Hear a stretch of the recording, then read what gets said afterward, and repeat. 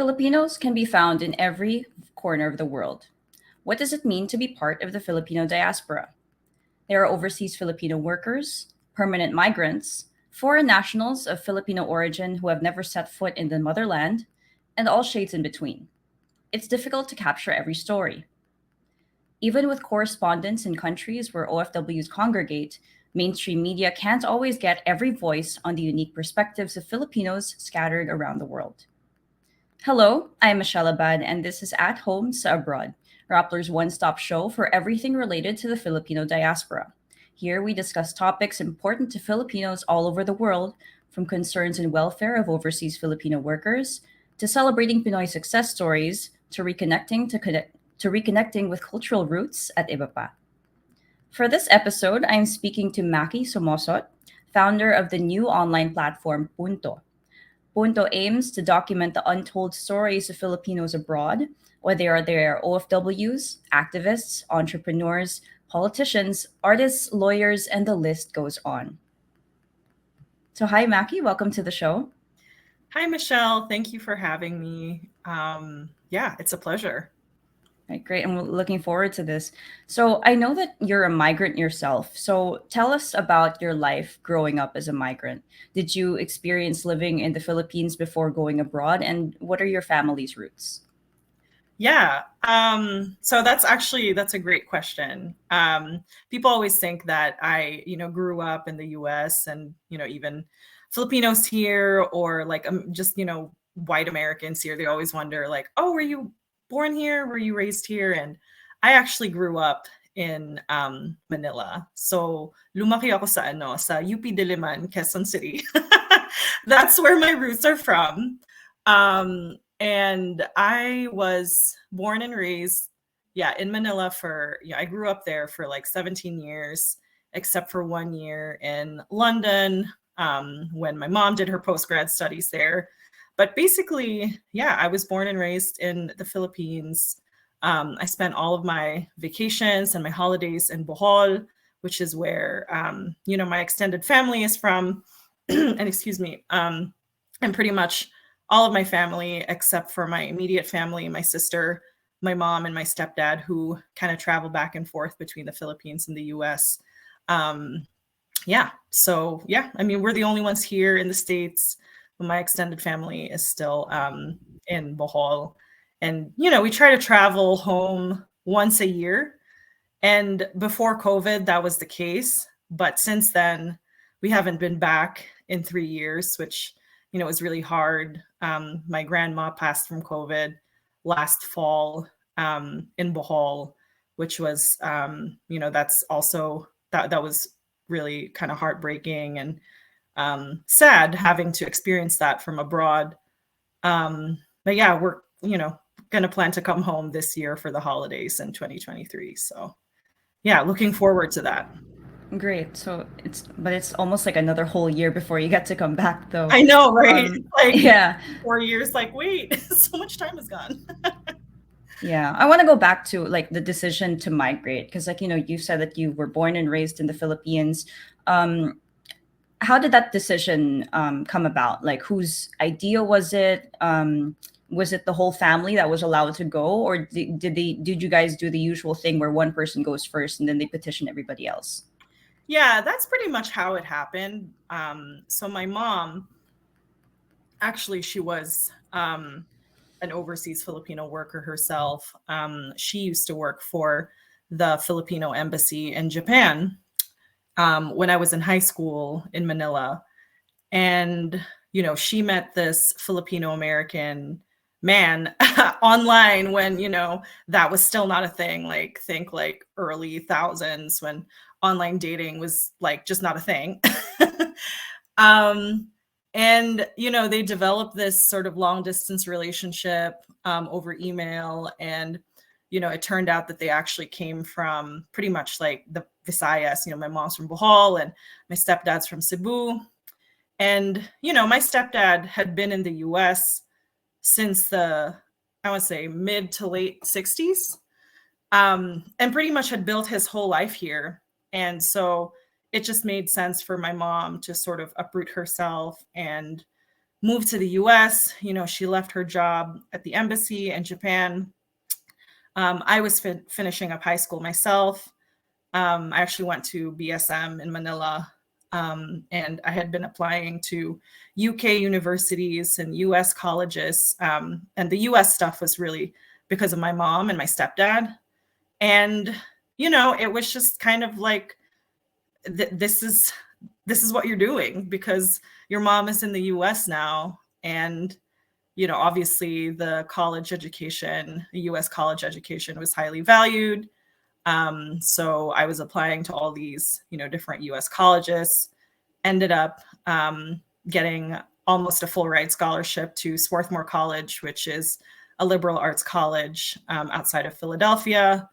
And then at the time, my mom and my stepdad were living in New Jersey, which, is just the next state over from Philadelphia, Pennsylvania. So, yeah, I mean, it was just like, oh, okay, you're going to school, you're going to have a much better opportunity.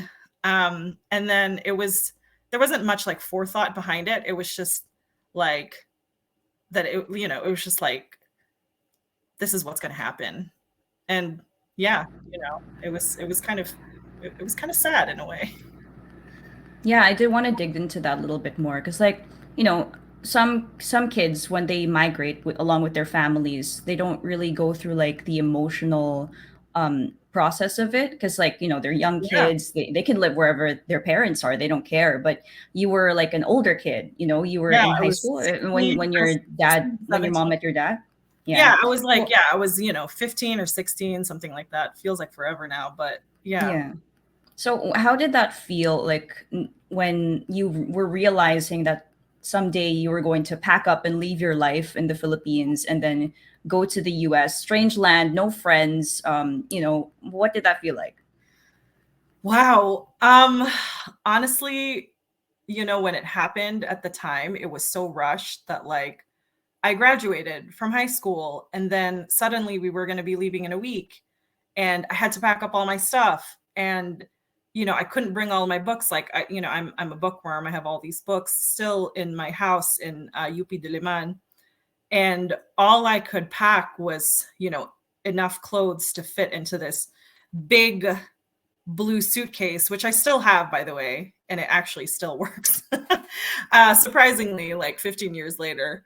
Um, and it was just like, okay, we're going now, and I think in my mind, I thought that it was just going to be like an extended trip that like I was just going to be leaving for, I don't know, 4 years, right, for college. And then we'd see what would happen after that. But yeah, it was like literally being uprooted, when you kind of like uproot a plant and you're just like, okay, go. And it was, in retrospect, it was actually kind of, it was hard. It was really hard and a little bit traumatic when you look back at it because you don't really know what you're leaving behind and when you're coming back. And then you have to like reconceptualize what that relationship looks like, and you have to figure all of that stuff out later on. And I remember, I was deep into like my freshman year at college. And at the time, I had been like, oh my God, I'm like meeting all these different people, like all these Americans, I have all these friends from all over the world. But I took this class and it really changed my life. It was called Nations and Migrations. And it was about, really, it was about a lot of things. It was about post-colonialism and how people are uprooted, like refugees, the Palestinian experience, but also immigration. It was immigration, displacement, resettlement, all of those issues. And I just remember like reading all these different books that talked about the heartbreak of leaving and being displaced and being uprooted. Edward Said, he is Palestinian and he was literally uprooted from Palestine because of the Nakba in the 1940s. And while my situation was not the same thing, I think that book is what sort of opened up the floodgates for me about what I hadn't been able to express or process or really even accept that, wow, I've left. and I just don't know when I'm going to come back. And I'm always going to have to, redefine my relationship to my home and what that looks like. So, Yeah. Yeah, migration is really like an emotional experience. Like you have to like take time to process your emotions while doing all of these logistical things, like, right. figuring out where to live and like how to, put your stuff everywhere and things like that. And I did notice, I did read some of your first notes in Punto, and I saw that you moved around in the States Yeah. since you came there. So can you tell Right. me about like that moving around, and maybe what are your most notable insights from living abroad as a Filipino? So, yeah. So, after college, there's always a certain amount of like moving around that you do as a, post grad. And I thought I would just stay in New York City, stay on the East Coast, find a job. Um, but yeah, I mean, there was this, long story short, I was working in corporate PR for 2 years, got fired from my second agency job, and, was like confronted with like, I was 24 and I'm like, I can't just stay in the corporate world forever. I have all this time. I'm in my 20s, I can take on an adventure. And, I had always wanted to be a journalist and be a writer. I was in corporate PR because I had to pay off my student loans. Fun fact about studying, in the US higher education system, it's very expensive. Um, and so, yeah, and in my mind, I was like, I'm 24 and let me just do this. There was an opportunity for me to go down south to Louisiana, to the bayou, actually. So not just New Orleans, but like the actual bayou, where which is an entirely different world in Cajun country. It was rural, and this was also during the time of the first wave of Black Lives Matter. So 2014, 2015. And the opportunity was to become a crime reporter in Cajun rural bayou country.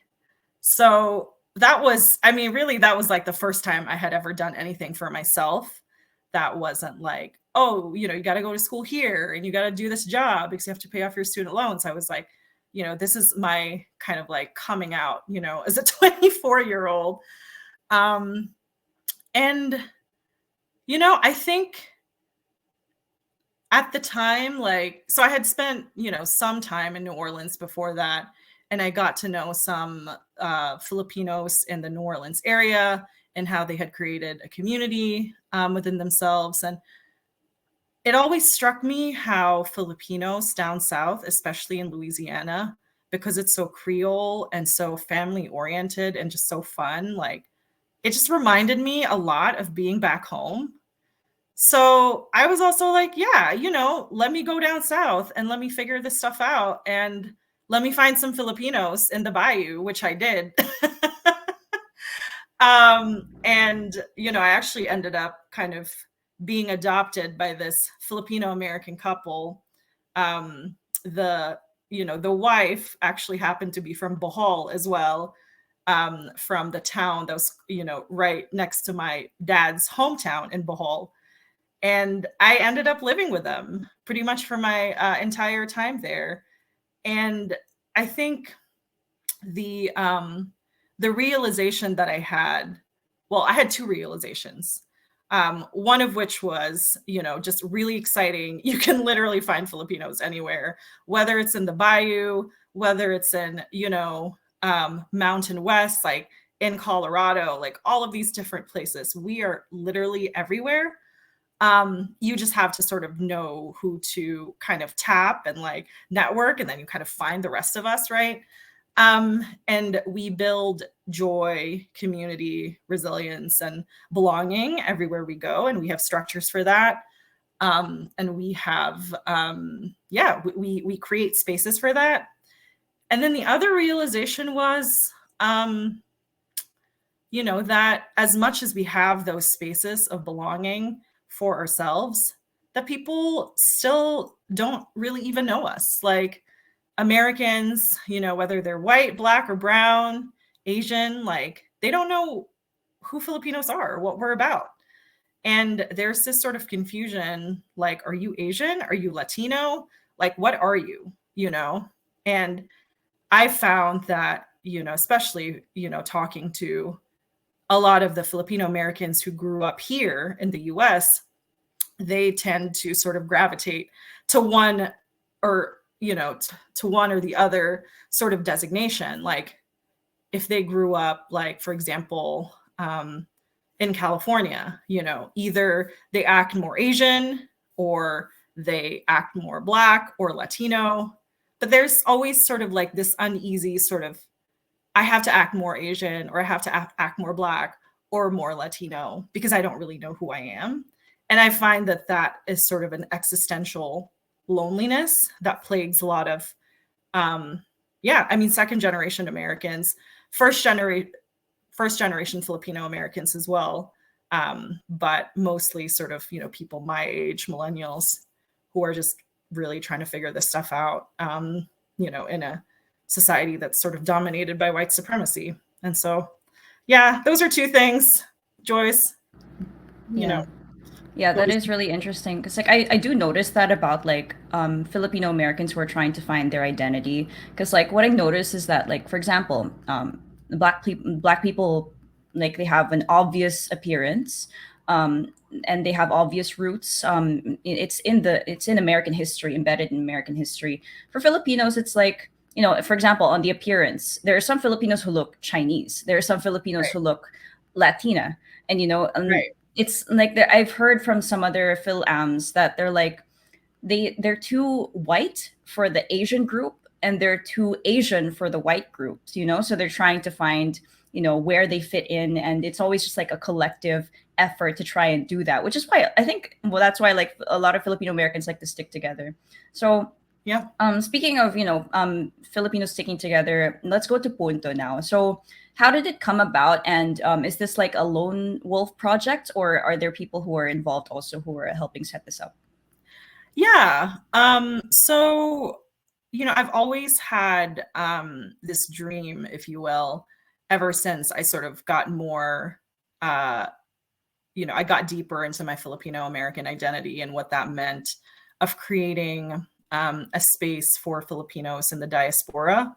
Not just any sort of media outlet, but really a concrete sort of space where Filipinos in the diaspora can come together, discuss issues, and build community across location and difference. So I've always had that dream. I just didn't know what it was going to look like. And, there's a lot of sort of newsletters now, especially on Substack. People, you have all these sort of famous journalists like Anne Helen Peterson, who's a cultural critic, Roxane Gay, who's, a famous novelist. They're all migrating to Substack because it's sort of like the new blogging platform. And I knew I wanted Punto to be something like that, not necessarily traditional blog, but somewhere where you can share reportages, podcasts, essays, but also, have space for community. Like there's a lot of energy and sort of discussion that happens in a lot of in these comment sections. When you start building that following, when you start building that community. And I think right now that's just the way it's played out. I just don't think, like building something on WordPress, for example, or like a more traditional blogging platform is going to work for what I want to do. And, Instagram is sort of the promotional way to sort of push this stuff out, but really this is going to, be in people's inboxes sort of as like a friend, it's like, hey, here's Mackie, and she's, talking to all these people and, figuring out, what's happening back home and how does that translate for folks in the US, for folks in Europe, for folks in the Middle East. What does this all mean? And it's kind of like an like a friendly email explaining things. And right now, yeah, it's kind of, self-started. But eventually, as I realized this past weekend, when I was, just going deep into like the back end operations for this podcast that I'm about to launch as part of Punto, I was like, I definitely need help. So I'm definitely going to be reaching out to, maybe a few folks back home, some writers here as well, Filipino American writers who can help sort of sustain this moving forward, because I'm just not going to be able to do it myself now, honestly. What I notice about like your ideas and like Punto is like there are similar things that mainstream media does, like for example the profiles, the podcast. We're on a podcast right now, Right. and like it's it's like it's similar to the format of some mainstream media sources, but yours is like an indie kind of platform. So like, what do you think the mainstream media misses from telling the stories of the Filipino diaspora that you kind of want to fill in? Yeah, I think I think mainstream media on the whole does a great job of covering our issues across the board. What I do think mainstream media misses out on is sort of these, little moments of joy, of community, of togetherness, of resilience that also define the Filipino experience abroad. Yeah, a lot of the time you find stories about, for lack of a better word, like trauma porn or poverty porn. It's like, oh my God, someone else is getting abused in the Middle East. Like, I mean, it's horrible and it's terrifying and it's heartbreaking. But there are other stories about the diaspora that we also need to uplift. For example, one of the profiles that I wanted to start off with, and unfortunately, the person who's being profiled is no longer in the States, but her name is Ate Angeline, and she's actually from Pampanga, but she was, she moved to Italy at the age of 17. And she was a house cleaner there, a service worker there for a huge chunk of her life. But she would go to these salo-salos, like as Filipinos are wont to do, when they're in the foreign country. They come together, they build community, and she tasted this really amazing sort of custard cake that one of the guests had brought, and she just was like, this is amazing, I need to do this myself. And she just resolved to like recreate that experience and to teach herself how to bake and to just find these little moments of joy. And she ended up becoming a really, astonishing baker. And when she moved to the States, she actually started her own business, and it was a business out of her kitchen, and she would create these just amazing baked goods that really rivaled like Red Ribbon. Like I would even say that like her ensaimada was better than Red Ribbon. Like it was that kind of a level of just expertise.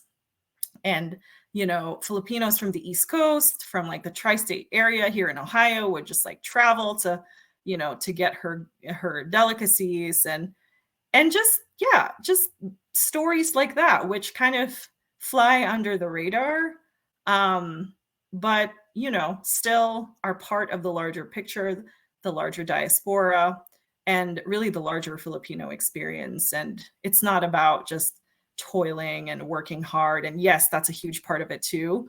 But we also, as Filipinos, are able to create these little joys, these moments of community, these moments of resilience and togetherness and resourcefulness that also define our experience here abroad.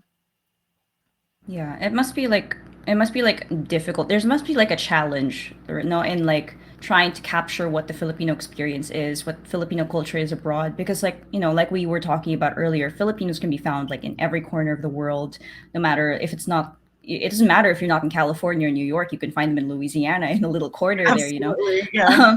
So like because of this, because Filipinos are so scattered and their culture mixes with whatever culture their host country is, you also mentioned this in your first letter that there are some quote unquote ignorant Western sources that have said that there is no Filipino identity. So, like, where do you think this comes from? And maybe just to like debunk that, like, what is the Filipino identity?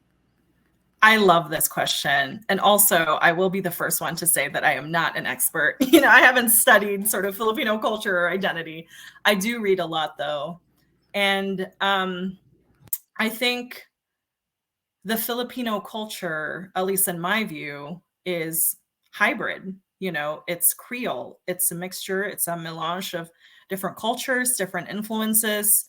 Um, and, you know, we are a mosaic of all these different cultures and influences. Malay, Lumad, you know, Spanish, American, Chinese, like all of these different influences. And I think, you know, you tend to find that a lot of the island countries like Sri Lanka, for example, Madagascar, tend to be similar in the Creole influences. But I do think the Philippines is irrevocably marked by, you know, the longstanding history of colonialism. And even now, like arguably, there's still a lot of neo-colonialism, you know, through our relationship with the US and, you know, being like their little brown brothers, all of that.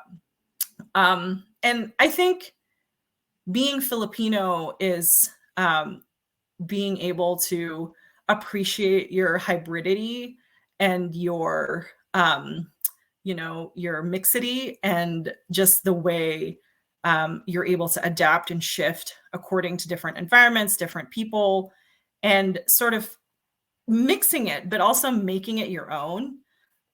Nick Joaquin actually talked about this in his book, Culture and History, which I have yet to finish, but because there's just like so many gems. It's, you know, he put forward this premise that, for example, Catholicism in the Philippines, you know, as it stands right now, it's actually syncretic. It's based on these indigenous influences. So it's Catholicism that was forced, you know, and hoisted onto us by the Spanish, but we took it and we made it something uniquely ourselves that is very Filipino. Like take the Sinulog Festival, you know, sort of the week-long veneration of the Santo Niño. Like that's a very indigenous thing that actually doesn't happen, you know, in the Spanish version of colonialism. And it's mixed in with these ancestral indigenous practices. And I think that's, you know, that's honestly one of the best examples that I can think of, because if you take something as thorny and as complicated and but still very much a part of the Filipino experience as Catholicism, you know, that is sort of captures the complexity of being Filipino today, which is being mixed and being hybrid, also being, you know, post-colonial, but, you know, welcoming all of that and also interrogating all of that, because there was a lot of shit that happened. You know, for centuries, we were colonized by the Spanish and the Americans, and there is still a lot of that, you know, in our society, you know, but I think it's time to start accepting that and also start asking new questions about who we could be. With all of this like mixing of culture that happens, like not just here in the Philippines, like even if you're not a migrant, you can also experience that kind of mixed culture, like you said, because of colonialism. But also, you know, from Filipinos abroad. Like, why do you think there's like a craving to get in touch with Filipino roots, even from those who've never experienced living at home, some of those who might have never even set foot, you know, in the Philippines? Like, I do notice that in like a lot of Filipino American groups that, you know, I'm in touch with like a few Filipino American student groups in colleges, and like they have like little orgs, and like they get together and like eat Filipino food, and then they practice and rehearse for like dance recitals with traditional Filipino dances. Like, where do you think this comes from? Like, why is there an active attempt to try and get in touch with Filipino roots? Yeah. You know, when I saw this question, I was like, you know, that's a really interesting question. And then I thought more about it. And I think the answer is actually simpler than, you know, than I thought it would be. And I think it really comes back to the emotional sort of loneliness and the existential sort of crisis that you go through growing up as Filipino in this country, you know, not just Asian, but specifically Filipino.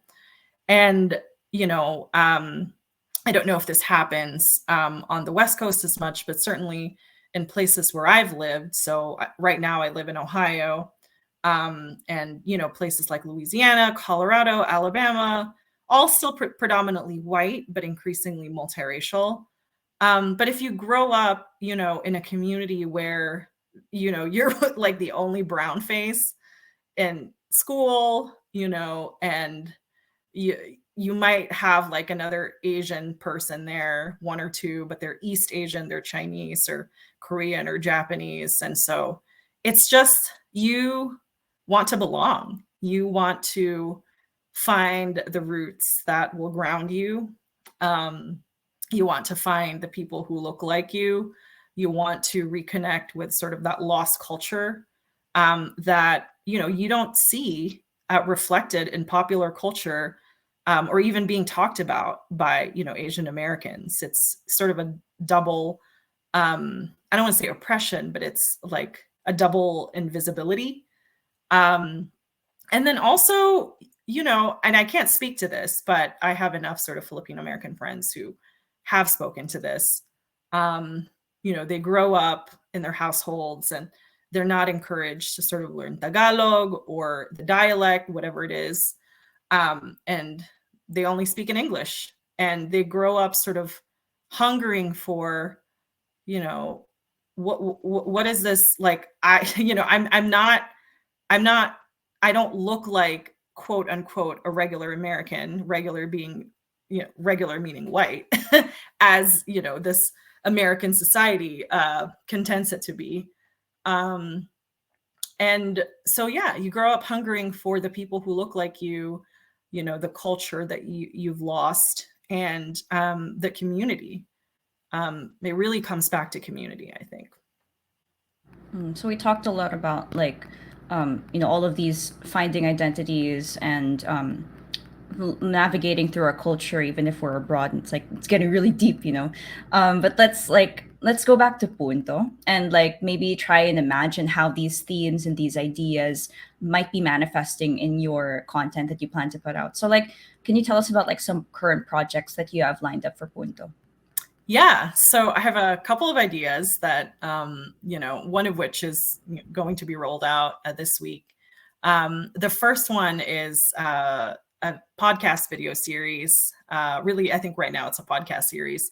It's called Punto Talks, and it's basically a series where we feature global Pinoys from the diaspora who feature, intersections in their identities, and just having sort of 1 hour or 30-minute long conversations with them, navigating, certain, junctures in their life. For example, the first episode, which I'm gonna, not gonna reveal too much about, is about this Filipino American lawyer who works in civil rights at the U.S. Department of Justice, and recently, made the transition to become a writer. And sort of, trying to figure that out with the rest of her job and being a mom and, just kind of finding the creative life as a Filipino. But she's not just Filipino. She's also, Filipino American. She's Filipino Canadian. And she's also Boholana. So she carries all these like different experiences within herself. And over time, we hope to feature more people like her who have these intersections in their identities. And then eventually, I'd also like to do more sort of hard-hitting news reports, which are really my, you could say my formation. I was just sort of tasked with a piece about Filipino American nurses and how they're dealing with the rolling back of COVID restrictions. Now that it's like 2 years out of the pandemic, and now there's all these like different sicknesses that are floating around, like the flu, these rhinoviruses, all these different things, and just kind of looking at the plight of Filipino American nurses more generally and care work. And then, eventually once I build up more of a community, I'd like to start doing retreats as well, like cross sort of border retreats where Filipino Americans here can go back home and sort of, I would curate this experience for them, rediscovering Manila, Bohol, or, Coron, or all these different places, but also you know, include like